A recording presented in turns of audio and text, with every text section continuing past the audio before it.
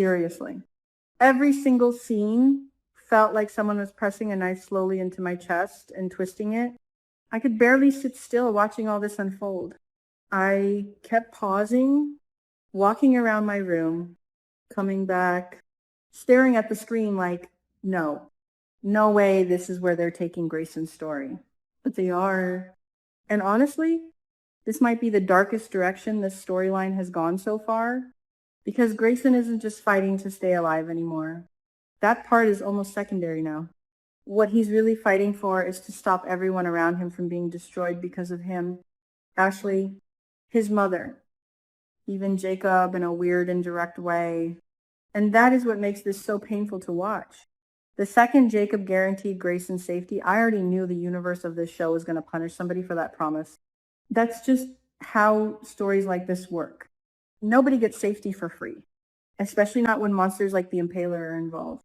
And let me say this right now, I do not trust Leah at all, not even a little. That woman is watching everything, every glance, every hesitation, every emotional crack in Grayson's face. She may not have hard proof yet that Grayson exposed secrets from the organization, but you can feel her suspicion growing. It's subtle, cold, calculated, like a shark circling something wounded underwater.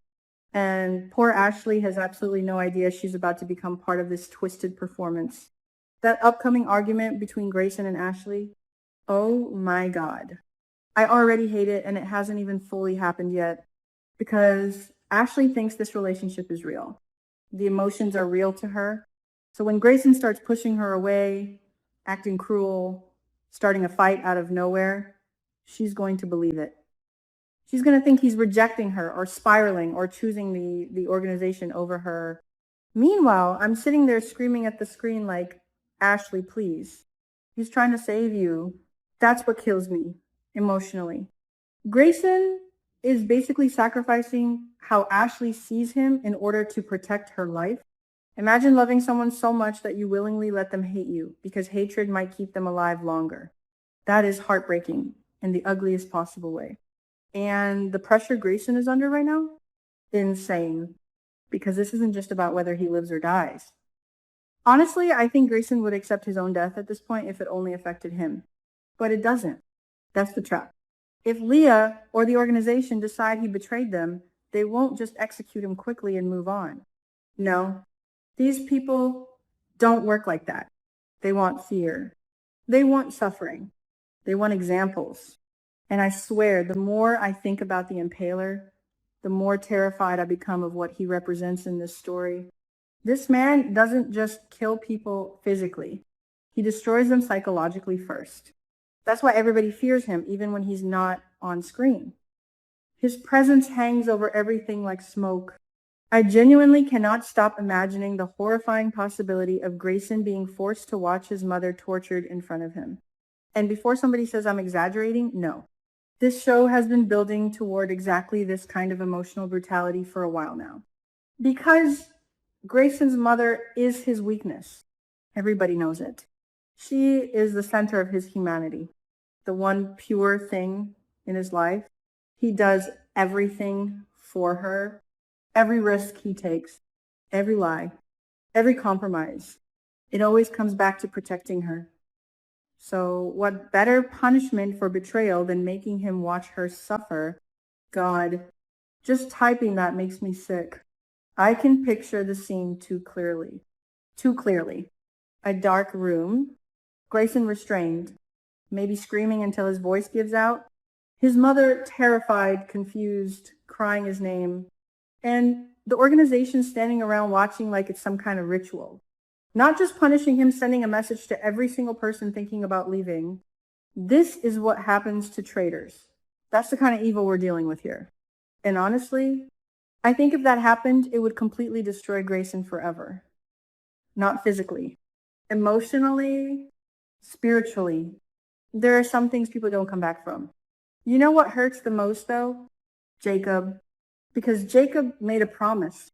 And I think deep down he already fears he won't be able to keep it. That's what makes his storyline so tragic to me right now. He's trying so hard to stay logical and focus on the investigation, but emotionally he's already attached to Grayson's survival. Once you promise someone protection, their fate starts living inside your head too. And the problem is, Jacob understands how ruthless the Impaler truly is. That's why his nightmares about Naomi feel so important to me. People keep overlooking that detail, but I honestly think it reveals Jacob's biggest fear. Not dying himself, not losing his career, losing Naomi because of the dangerous world he chose to enter. I kept imagining Jacob waking up suddenly in the middle of the night after dreaming Naomi had been kidnapped, just sitting there, breathing hard in the dark, maybe checking his phone immediately, maybe staring at her contact picture for a second too long before calling her just to hear her voice. That's the psychological cost of undercover work nobody talks about. And honestly, this storyline is doing such a good job showing how evil spreads outward. It never only affects the criminals and cops directly involved. Everybody around them becomes vulnerable too. Ashley, Naomi, Grayson's mother, innocent people dragged into a nightmare because they're connected emotionally to someone in danger. That's why the red market feels so terrifying in this story. It's not just some criminal operation in the background. It's a machine that consumes human lives, manipulates them, traumatizes them, kills them slowly. And Jacob knows this, which is why his situation with Leah is driving me crazy, because he knows she's the courier inside the hospital. He knows she's involved. He knows she's dirty. But he still can't arrest her yet because he doesn't have enough evidence against the bigger structure behind her.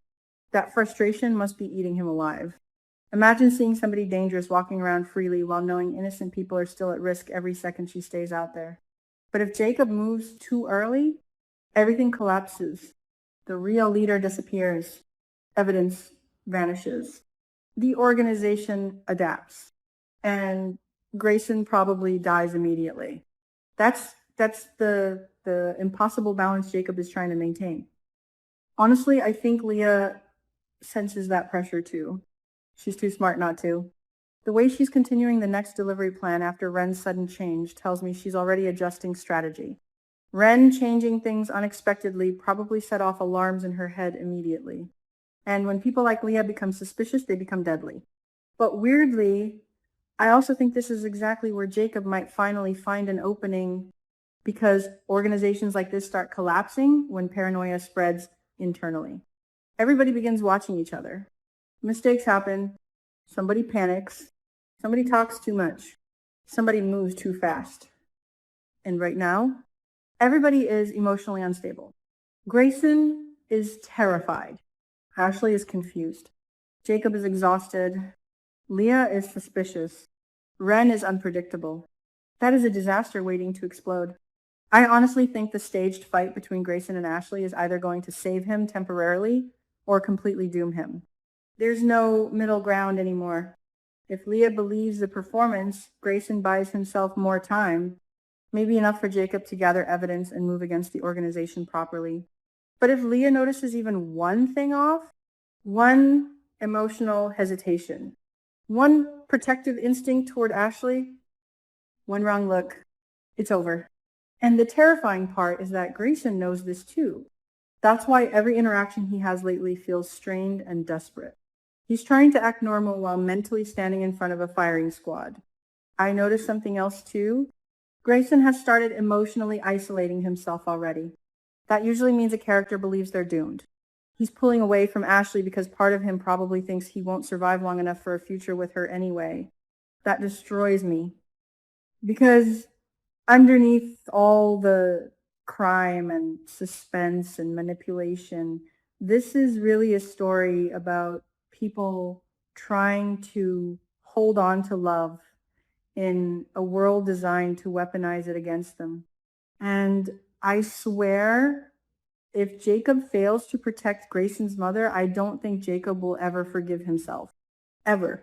That guilt would consume him completely, especially because it would become a warning for his own future too. If his undercover identity gets exposed someday, Naomi could end up exactly the same way. That parallel feels intentional to me. Like the story is quietly telling Jacob, This could happen to you too. And honestly, I think he already knows it. That's why he looks so emotionally drained lately, like a man carrying invisible weight everywhere he goes. This episode didn't feel like setup anymore. It felt like the calm right before absolute horror. And the scariest part, I genuinely don't think everyone is surviving what's coming next.